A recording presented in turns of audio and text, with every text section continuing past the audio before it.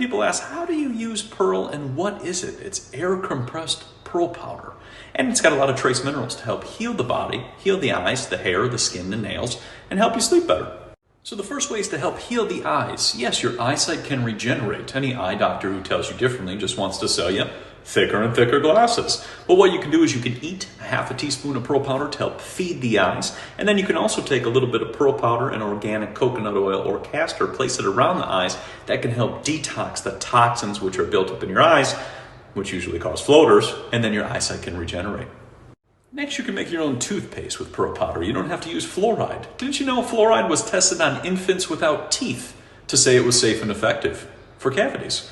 You can use a little bit of pearl powder, a little bit of peppermint oil, and a little bit of coconut oil. Brush your teeth. You can also try some pearl before bed if you're having any sleeping issues. The magnesium carbonate puts you right to bed. It's also pet friendly, or you can even put it as a mask. Heal your skin without toxins. Somebody could say, well, why does pearl work so well? Because it has carbonated minerals, minerals from nature, not synthetically made in a lab or by Big Pharma. But it contains a little bit of calcium, a little bit of selenium, silica, magnesium carbonate. That's a real important one. Manganese, copper, and 2% structured water to hydrate your body. Because when you're dehydrated, the body begins to fall apart. Pearl can bring back that hydration and then heal the body. Welcome to Sovereign Sisters Podcast, where we speak with those who are challenging the system and reclaiming personal authority in real practical ways. I'm your host, Angela Atkins of YourHealthUnbound.com, and today I have the privilege of speaking with someone whose work has deeply impacted how people think about law, power, and personal responsibility. My guest is Cal Washington, the co-founder of InPower Movement and the author of the Notice of Liability process that's being used around the world to challenge corporate and institutional overreach. Now, Cal's journey is both uncommon and incredibly relevant. After experiencing firsthand how the legal system operates, not in theory, but in everyday life, he began to uncover how much of our world is governed not by justice, but by contracts. Now, he's lived through family court, financial hardship, and legal entanglements that expose the hidden mechanics of how our world really works, especially the way law, commerce, and consent are entangled. But instead of walking away, he leaned in. He studied the system and developed tools that anyone can use to stand their ground with strength and clarity. His work is not only insightful, it's actionable. And in a time when so many people feel powerless in the face of bureaucracy and control, Cal offers a path forward that's grounded, lawful, and empowering. Now, this is going to be an important conversation, and I'm totally honored to share it with you. And so now I want to welcome Cal Washington to Sovereign Sisters. Hi, Cal. Thank you so much for being here. Oh, I, I hope I can live up to that introduction, but that was beautiful. Yeah, thanks. I'm honored to be here. Thanks for having me. Oh, well, I'm so happy that you consented to join me because I think this is very important work that you're doing. But for those who are new to your work, could you just describe what the InPower movement is and what you're trying to accomplish? Well, it's an ongoing uh, thing that we just kind of follow the path. So we're not, it's not complete, but it started based on what I discovered in court on my own personal journey, which was very difficult. But I did learn quite a bit. And then the smart meters came out, and a friend did a movie on the smart meters called Take Back Your Power. And he was showing the harm of the meters and the problem, but there was no solution. And he knew me from back in the days when on my last day in court, the court and then therefore the province ended up owing me 300 million US, and they put it in the paper and all that stuff. So that's when I met him. And so he called me up. We'd become friends after that. And then he said, I'm showing this thing in theaters and people are walking out like just, down, like, what are we going to do? We're all going to die. And he says, is there something you can do? And I asked them a couple of questions. I said, well, are they, because I don't know much about smart meters. I do now, but didn't then. Um, I said, are they giving like door hangers or notices? Are they putting any kind of notices on your bill? And he says, yep. I said, well, that's commerce. That's noticing, and they're getting you into agreements. So I said, yeah, we can definitely deal with that. So we just have to flip the agreement. So one thing led to another, and now we're in, I don't know, 19 countries, and we're doing four agendas. We started with smart meters, then vaccines, 5G, and the spraying in the air. Wow. Yeah. That's some heady tasks that are really necessary. But I think many people think the system, the legal system itself, is just too complex to understand, let alone go out and challenge it. So I know in your work, you're helping people. What can you, how can you say to someone who feels overwhelmed and powerless in this space that they can take their personal authority here? Well, only because the whole system, which is the Bible calls Babylon or Mystery Babylon, is based in commerce. So the legal system is not really a legal system. It's a business doing, or say, put it this way, the courts are a business offering court services. That's the best way to look at it. And when you see it like that, and then they're forcing you to do business with them, then you will have a different approach.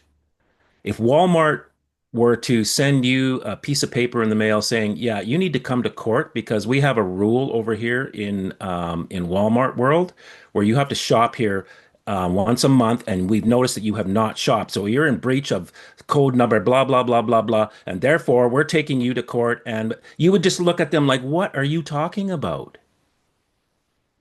Never thought of that. That's a great example. And so when you look at the thing that's offering benefits and services called the government, and you realize that it's a corporation, it falls under the same set of rules that Walmart does. They're just getting away with it because we believe something else.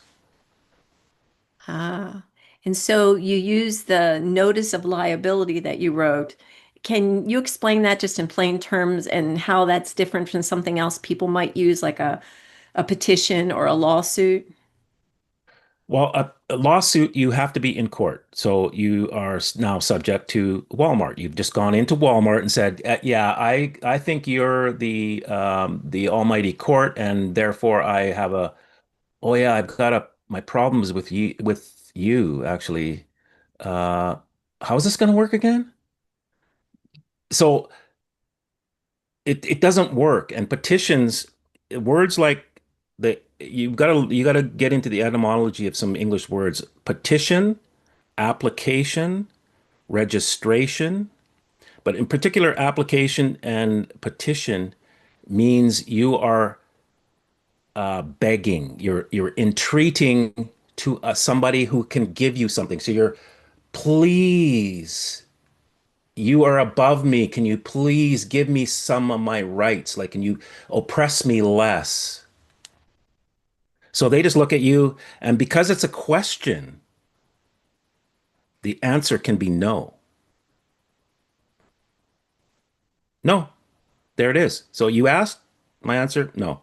So when you demand something, there is no, there's no answer. You have to actually give what's demanded if you have the right to demand it. So you have to establish the claim that you have the right to demand, and then demand. And like you have to actually demand.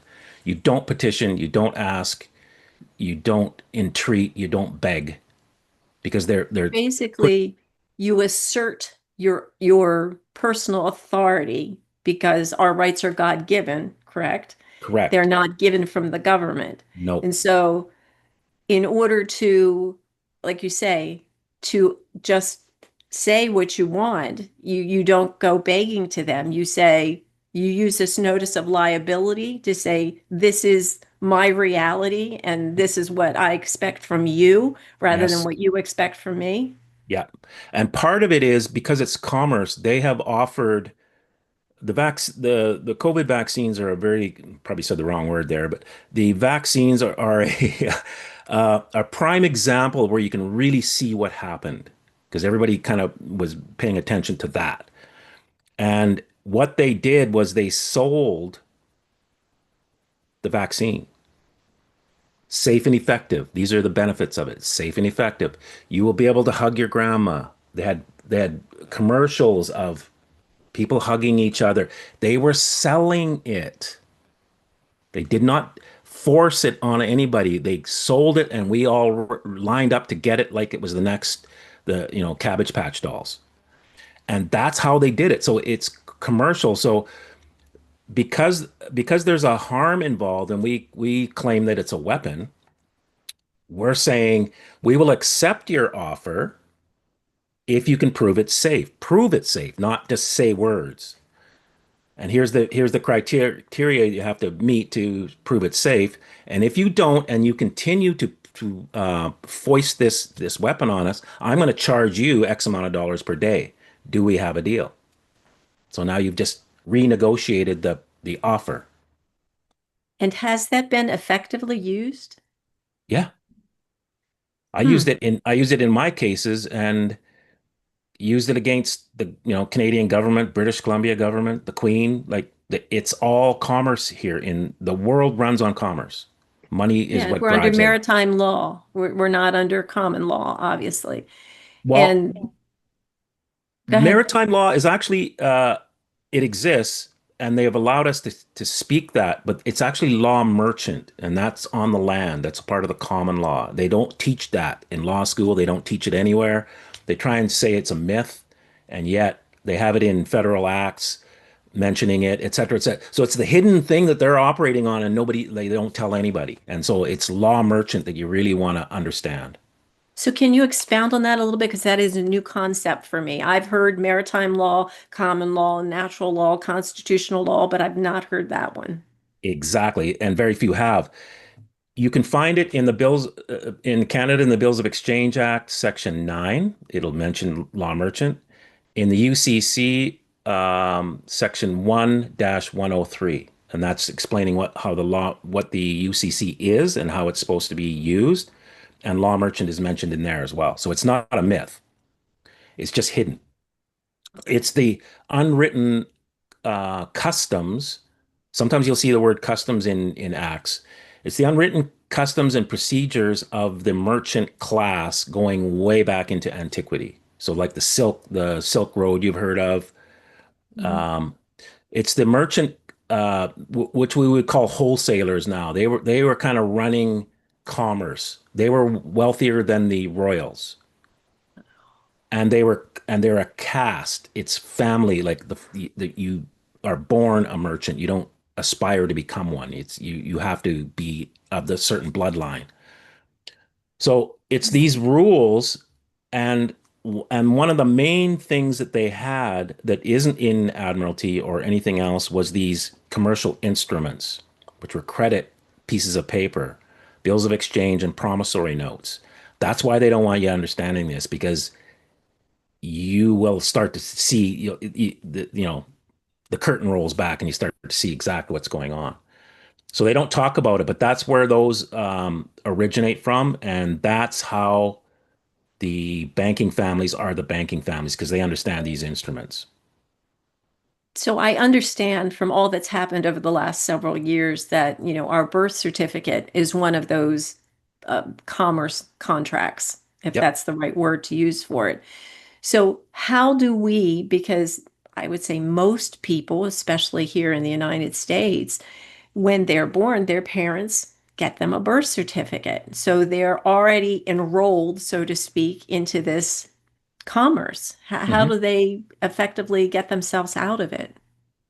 Well, you can get yourself out, and I worked very hard to get myself away from that, and it didn't really work. They kept arresting me, et cetera, et cetera. And once I understood commerce, and I'd already been down the road, I tried this, tried that, and got arrested. Been, sitting in the back of police cars, and just my life, that was my life. And it was like, I don't know, when's this ever going to end? And it was years of it. And when I saw a commerce presentation, it was a weekend seminar. Light bulbs were just going off. I went, oh, now I see it. Now I get what they're doing. And so it it really helped me to stop trying to get away from the birth certificate and use the birth certificate. So, and in the way I try and teach it so you can understand is number one, they pledged you. So that's ancient pledging for a debt. And then they turned us into merchants in the third, like, so about 100 years ago. So that's what that does. That therefore they can use our signature on pieces of paper as if it was one of the merchant class doing it. And we don't understand what we're signing, and we're signing stuff all over the place, and they're turning it into money. And so once I understood that, I stopped trying to get away from the birth certificate. I'm going, well, I'm going to use the birth certificate. I'm going to use that name. I'm going to use my status that you have created. You're saying I'm a merchant. I'm not saying I'm a merchant. You are. So are you? And then I'll go, are you telling me I'm not a merchant?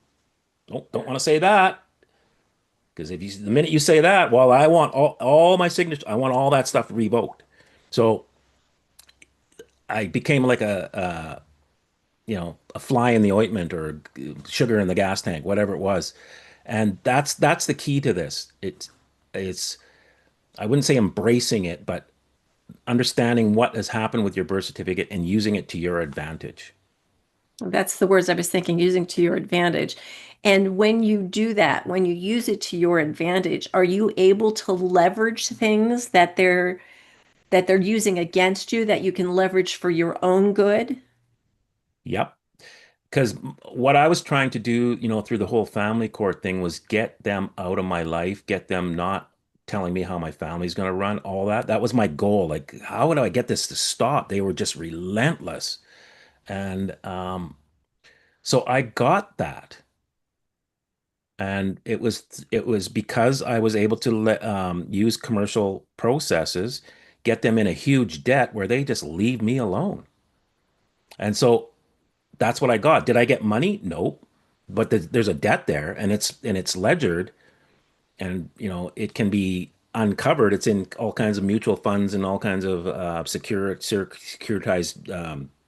groups, and so it's still like all the processes I did are still valid. They're still running around in the world. Like I created a bunch of money in their system.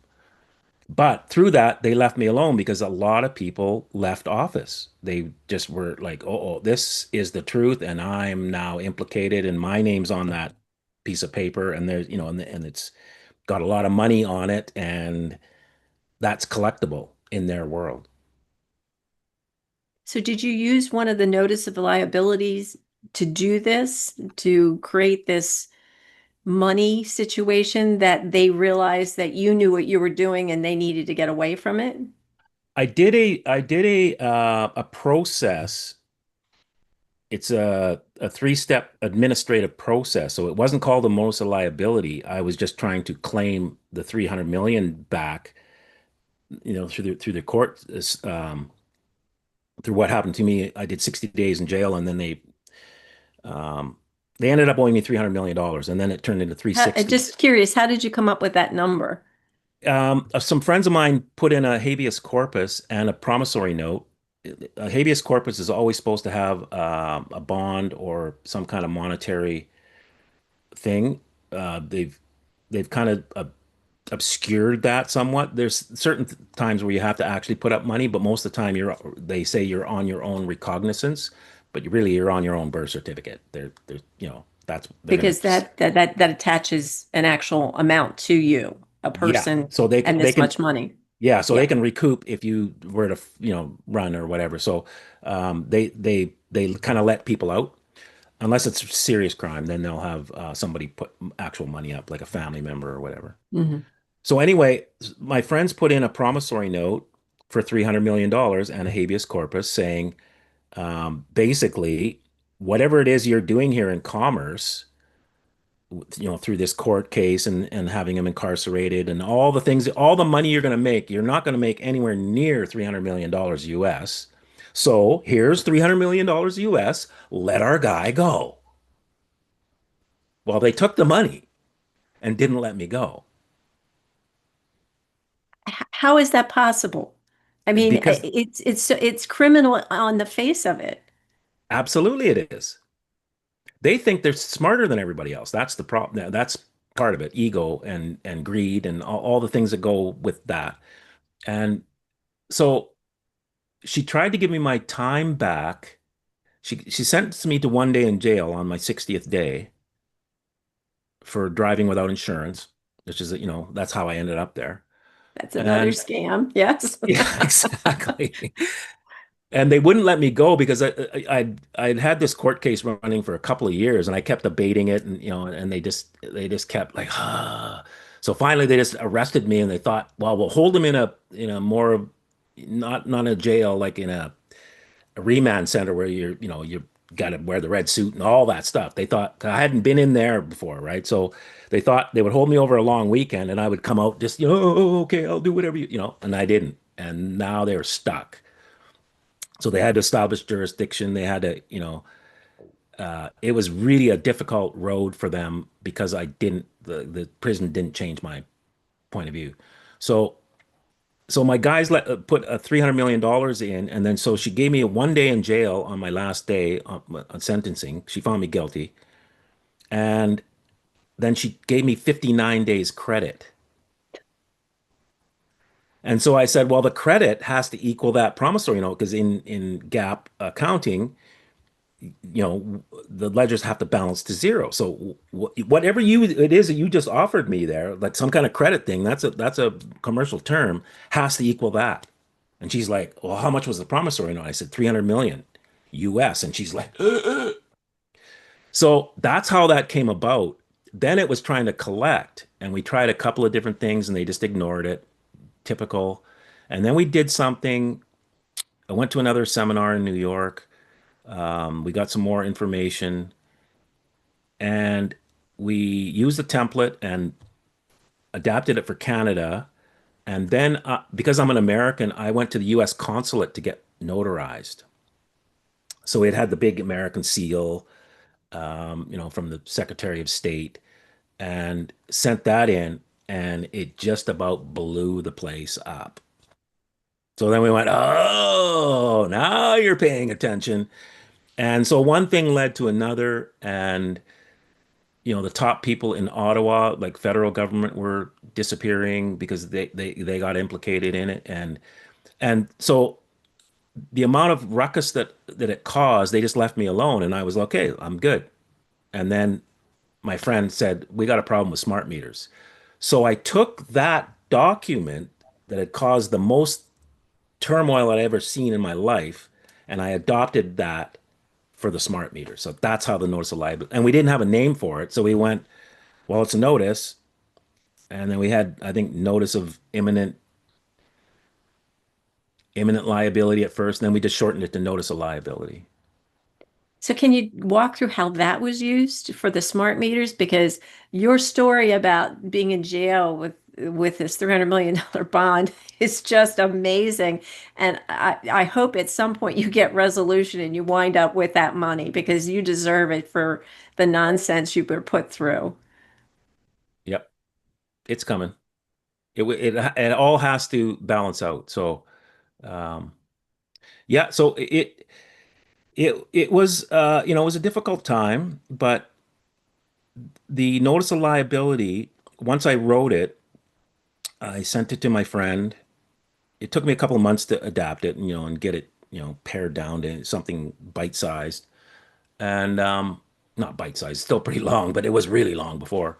And and I sent it to him, and there was a group in Seattle that were going to city council meetings and arguing about smart meters, and they were really very active and very savvy people. Like it was about 20 of them, and they were all very astute and well spoken and knew of the law. And so their venue was the the city council meetings. That's where they were, trying to bash and petition and all the stuff I just talked about. So none of that was working.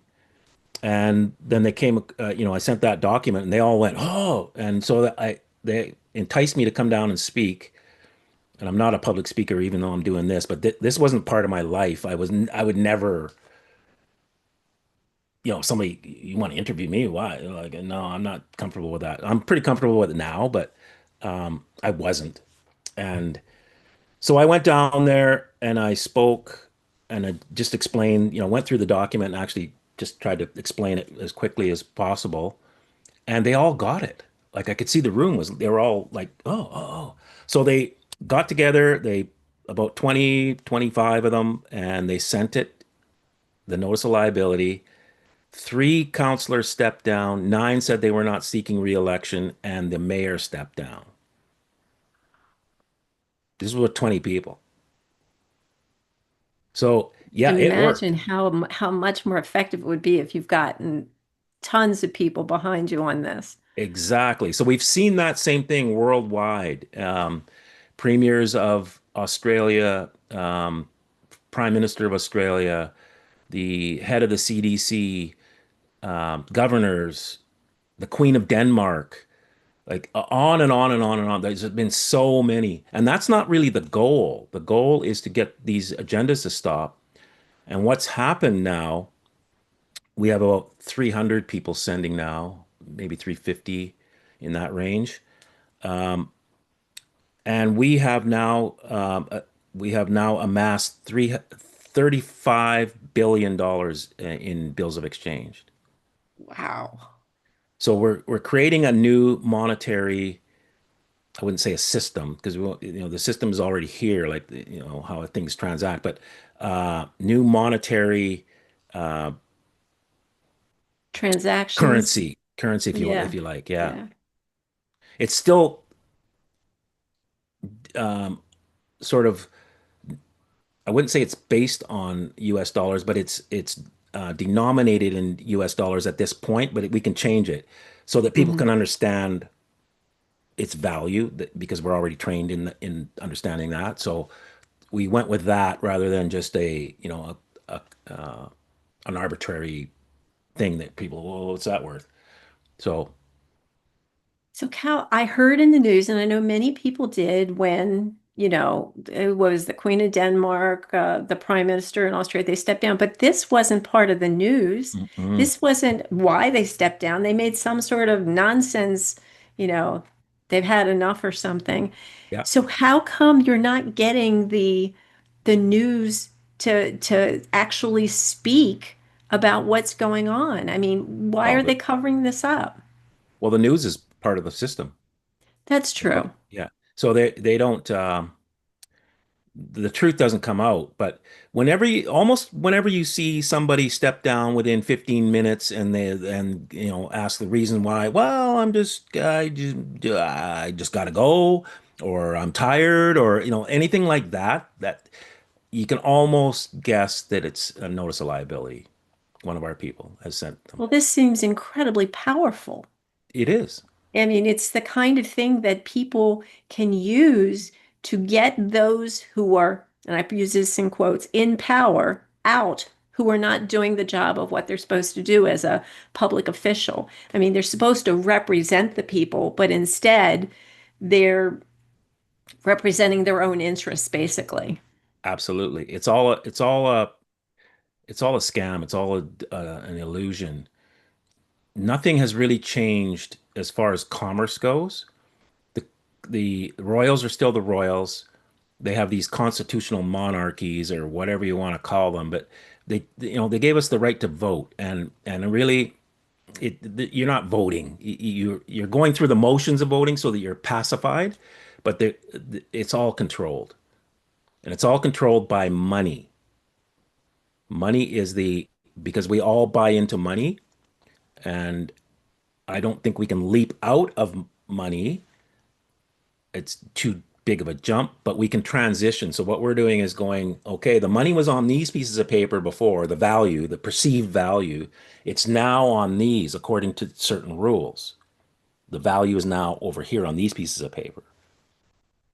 But is anybody actually benefiting from that value? Is anybody getting their due, so to speak, from changing from one paper to another paper? Are they actually accomplishing what they need to accomplish? Because people, unfortunately, I'm in the mindset, money serves a purpose, but it's not one of those things that I wish we valued. I think it's valued way too much, but people need it to live. So are they getting what they need when it changes to this other process?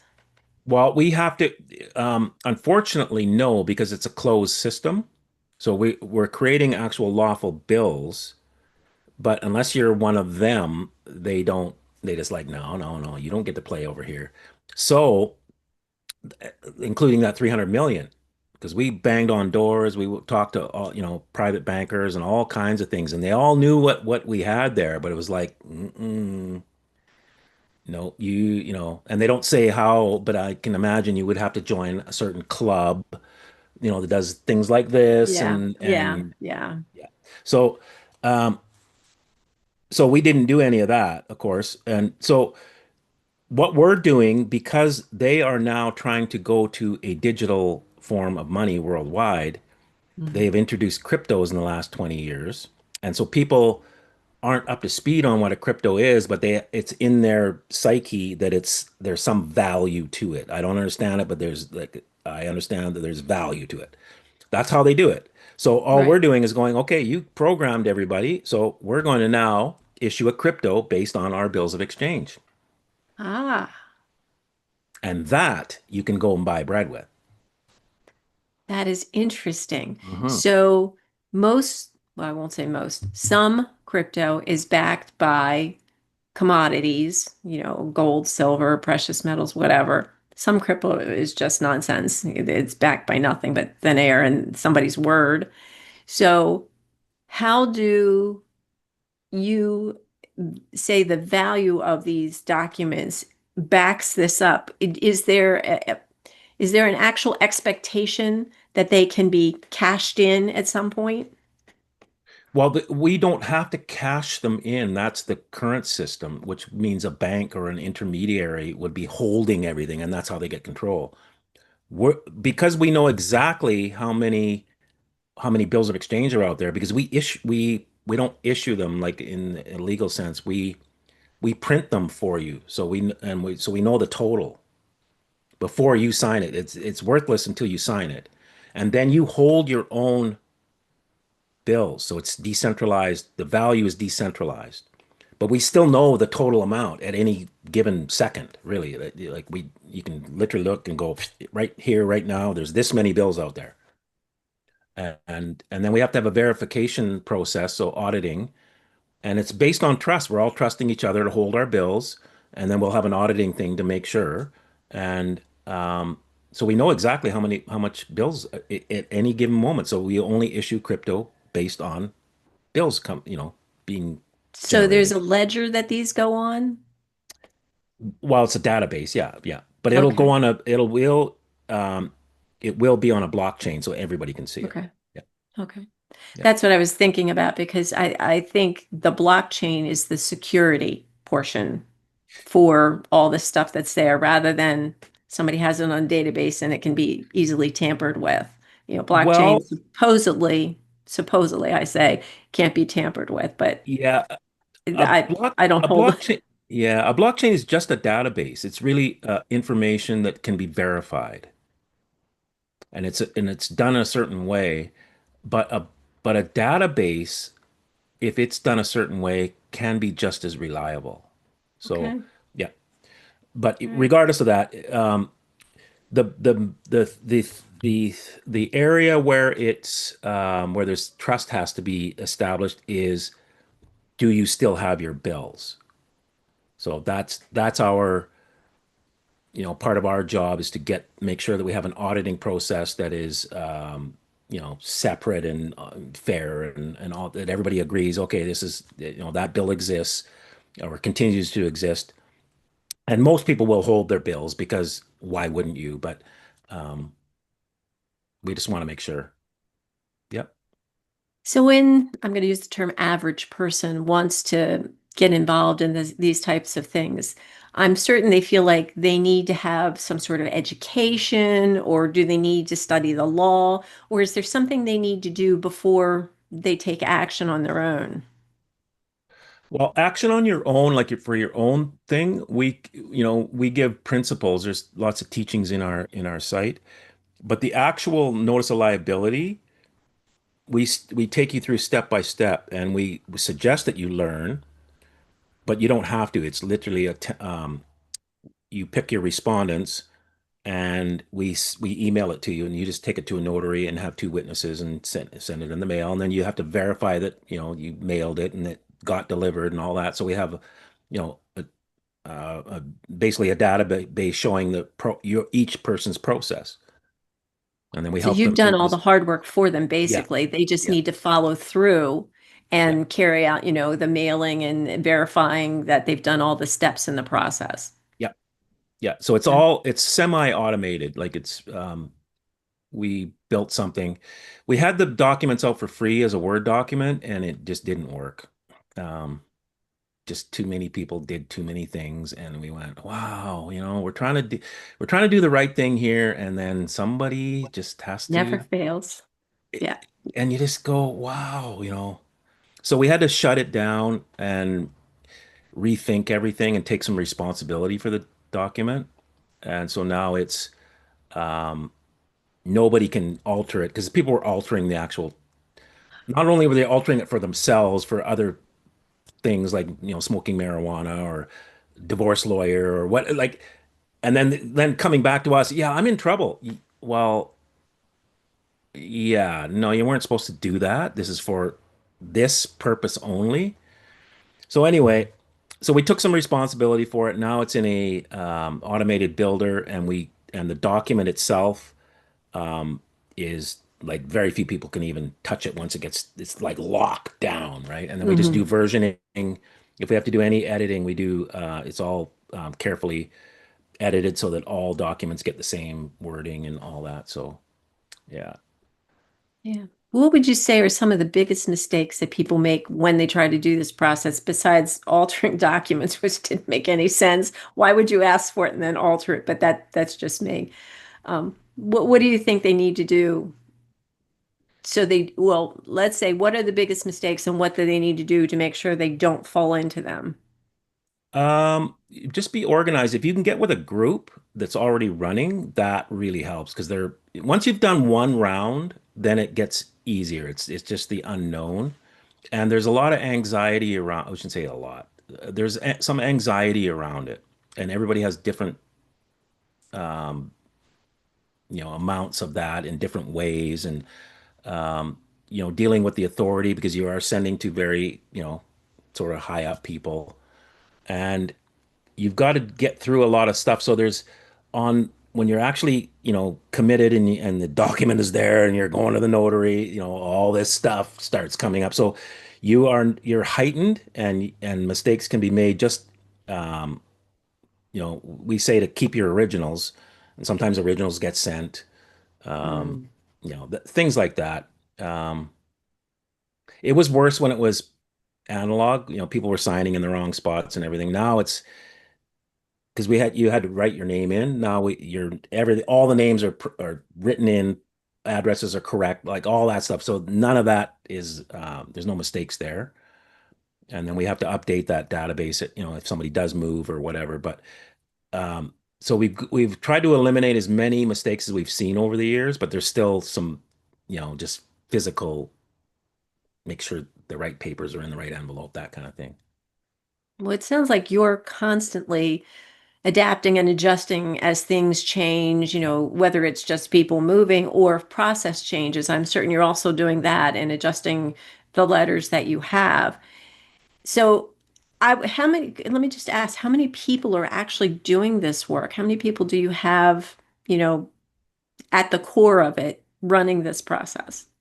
Oh, I mean, behind the scenes? Hmm. Oh, I don't know.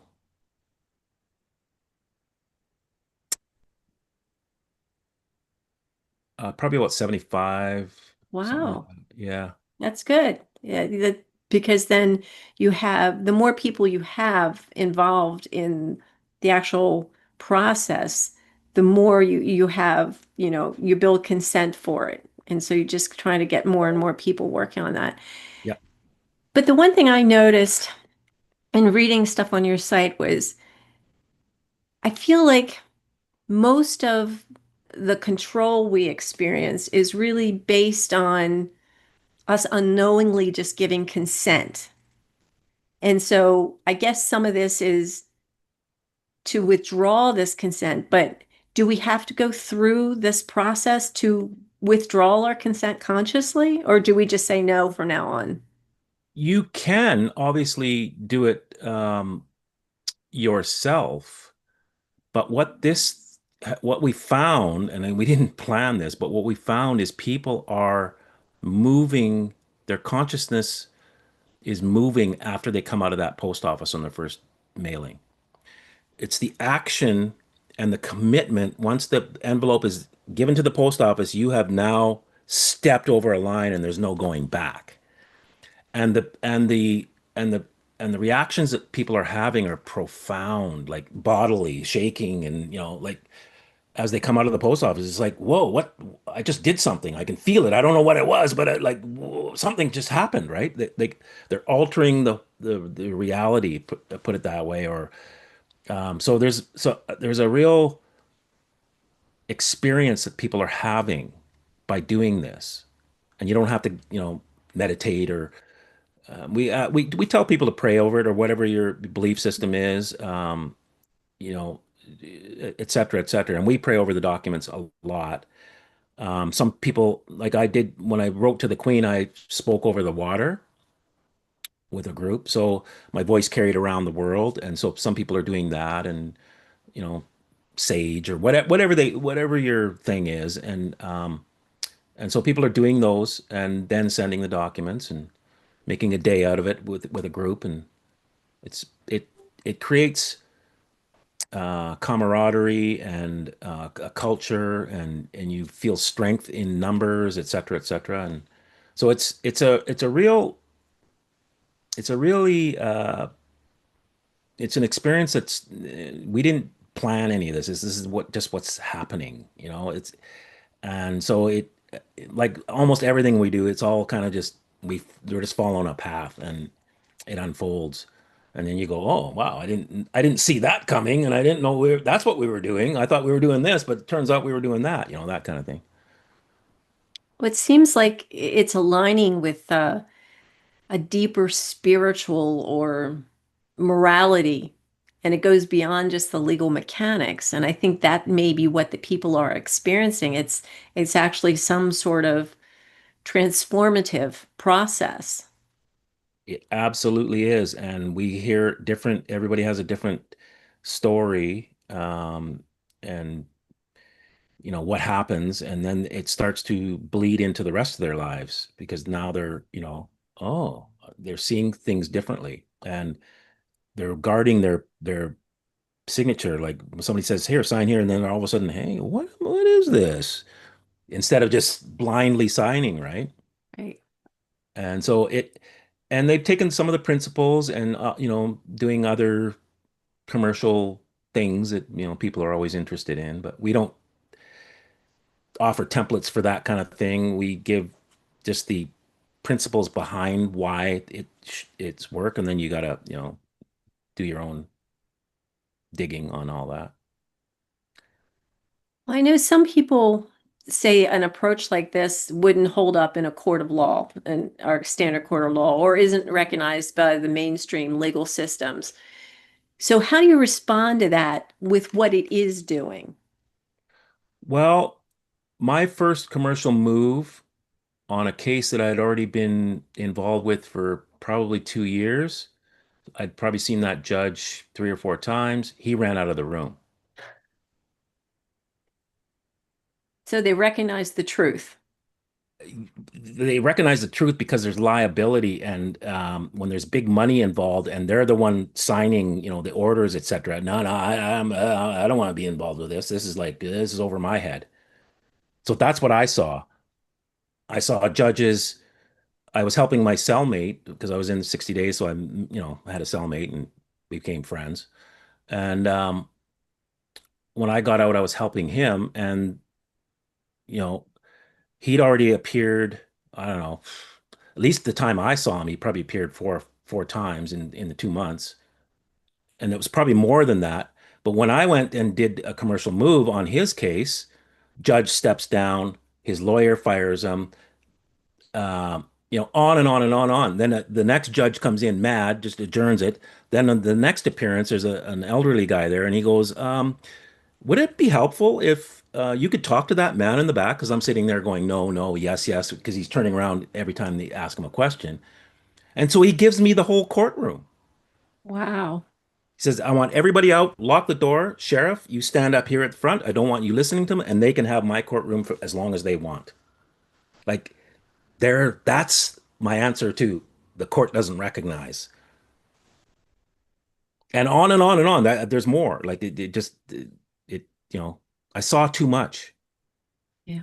They run from this. So because the court at the end of the day is a business that offers court services like um, People's Court or Judge Judy or any of those things, you have to agree to go in there and you agree to go by her judgments, but it's not a court. It's a TV show, commercial. So how do people say that basically I don't recognize your authority? That's kind of the phrases I've heard before. How do they do that without getting the sheriff come and knocking on their door and arresting them anyway? You have to understand that you have to do something in commerce. Saying that, they're going to go, well, good luck with that because I'm going to come with a gun and I'm going to put handcuffs on you Right. and believe me, I was that guy over and over and over. I'm like, oh, okay, let's try this now. And then back in, okay, maybe I didn't word it right. On and on. I was there. Like I'd been there, you know, So overnight in these jail. And these notices of liability are the tools that are going to get people to withdraw their consent and assign a value that basically says, if you continue to do this action against me, I'm charging you this. Is that in a nutshell? yeah, you don't really remove your consent, you conditionally consent. Hmm. So, like the Bible says, settle with your brother on the way to court. If you don't, they're going to, the sheriff's going to come and you're going to end up in, like, it's all in there. So these are all commercial principles. So like we with the spraying in the air and the smart meters and the vaccines, we will take your vaccine happily. We will go yippee yahoo if you can prove it's safe. See, now I'm in honor. I'm honoring I'm not dishonoring you, and I'm not saying, "Ugh." I'm going, yeah, well, yeah, this is great. Yeah, great. Uh, but can you prove it safe Well, to this? safe and effective are legal terms. It's not a descriptor. It's not an advertisement about it. They really are legal terms about this particular thing. So if they are saying safe and effective, then they've applied a legal standard to it. Hmm. But that standard is not um, safe and effective if you drop it on the floor. You see? So you have to specify what you mean by safety. So it has to be this. If you don't meet these things, then it is deemed to be not safe and effective. And you can say that, you can blast that as many times as you want. You can write it as big as you want across the sky. It doesn't make it safe and effective because legally, you had to answer these questions. That's how we are going to determine whether it's going to be safe and effective. And because you started this process with your offer, you have to finish it. You don't get to just go put offers out there and then go, oh yeah. So you have to finish this. So this is a renegotiation. This is a counter offer. And so we're accepting, except you got to now perform these things. And then if you do, we're done. If you don't, now I'm going to charge you X amount of dollars a day if you keep putting this stuff up. Now, is this something someone could have done with their employer who mandated this? Yep, Could they say, "You prove to me before I respond to your mandate"? Because a mandate means you have to comply. If you're not compliant, then there is no mandate. correct. So what you do in that case is, yeah, I'll take the vaccine according to your mandate as long as you take all liability that happens to me or my family or anything like that, and then we'll have a deal. I just answered your mandate. I'm agreeing with your mandate. See, I'm not objecting. I'm going, yes, I will do that. You got to do this. And it has to be reasonable. Like, and usually a company that's savvy will go, oh, no, no, no, no, we're not. No, no. Because that puts the onus on them. Then they are liable for whatever happens to you or your family. And Exactly. none of them want to take that on. No, but you at the same time, you can't mandate something where you're not going to take the liability. Right. It's Correct. it's prima facie. It's obvious. It's just we're not expressing it. So they get away with stuff. That's all that's happening. We're in ignorance and they understand the game and we don't, and they just keep cheating. The way I describe it is there's a board with squares on it, black and white, checkered checkerboard, Hmm. and we have the rules of checkers and they're playing chess. And we don't see it because the board looks the same. Yeah. So you have to understand what they're doing and then play that game, and then you can win.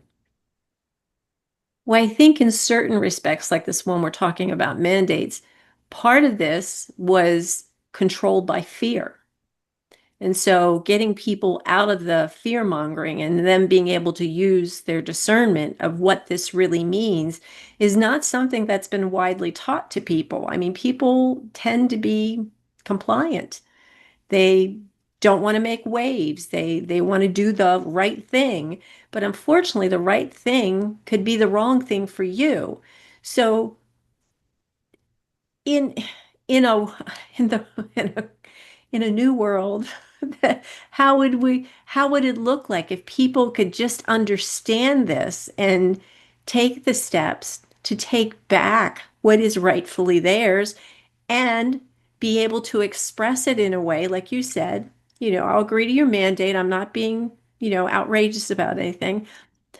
It seems to be that it's either they're completely compliant or they're confrontational. There's Right. no middle ground. No. So how do we get people to do this? How do we get people to understand what they need to do and do it the proper way?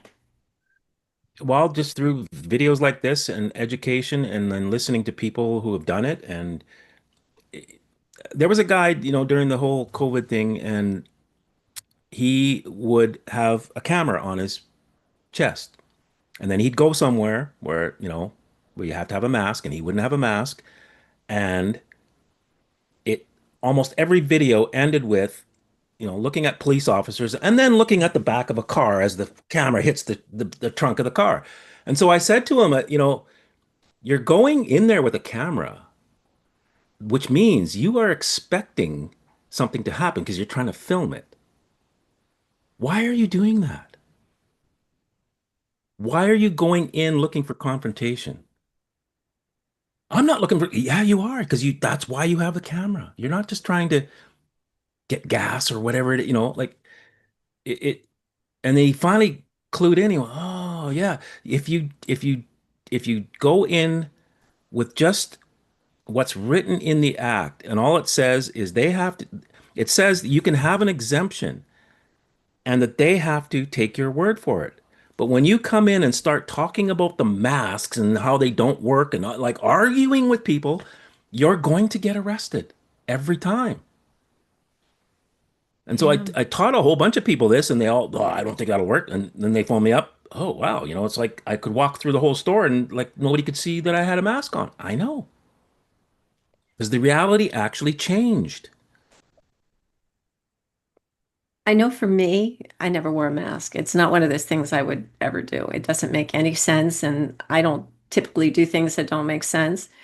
But I did carry a card with me that I actually laminated because I was using the paper was not lasting, that basically had them read what my rights are based on Disabilities Act. So I didn't have to talk anymore. I just handed it to them and I said nothing. They'd hand it back to me and they never asked me to wear a mask. Mhm. So in a way, I did my own notice, Yep. even though I wasn't asking them for anything other than, I guess it would be called a reasonable accommodation if you're using what I was using because it was based on the ADA. So, in a sense, all you're doing is asking people, you need to be reasonable with me, with whatever you're asking me, and I'll be willing to do it if you agree to these terms. Yep. Seems That's it. reasonable to me. Absolutely. Why So aren't I, more people doing this? yeah, I walked into a drugstore and the manager comes running up, you have to have a master. I said, I have an exemption. I just said it very plainly. No, I don't say medical exemption because that's not what's written in the act. It's Mm-mm. exemption. Right. And he has to take my word for it. And I know that. I don't say it to him. I just go, I have And an you don't exemption. have And to he goes, explain it. oh, sorry. So when I got up to go to the cash out, I was in the, self-checkout line. The manager comes over, wipes down a whole thing for me because I have an exemption and he wants to keep me safe. And he's like, this one's for you. He washes it all down here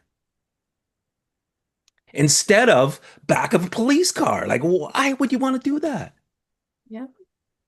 I really think people who are willing to step into their sovereignty, such as you and I, are reasonable people. We're not making demands on people. All I ever just said was similar to what you said is I have an exemption. I actually had went into a local grocery store and she said, "You have to wear a mask." I said, "No, I don't." And I kept on walking. And she said, "Yes, you do." I said, "No, I'm exempt." She said, "I wish we all were." I said, "Actually, you are." I just kept walking because people don't realize that they have the power.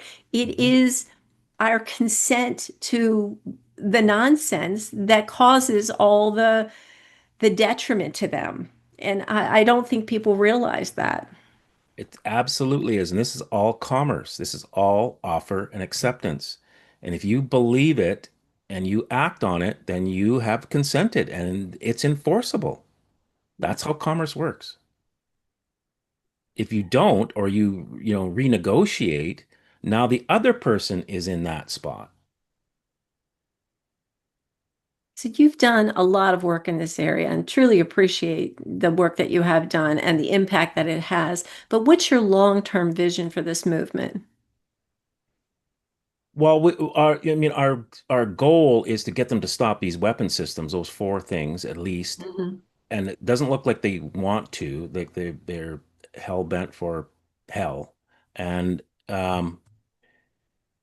so what ended up happening, because again, we didn't plan this, but as we built the automated system, it wasn't we had a problem with it. It had limitations because we're kind of using something, we kind of adapted something that's, it wasn't meant to be used in this fashion.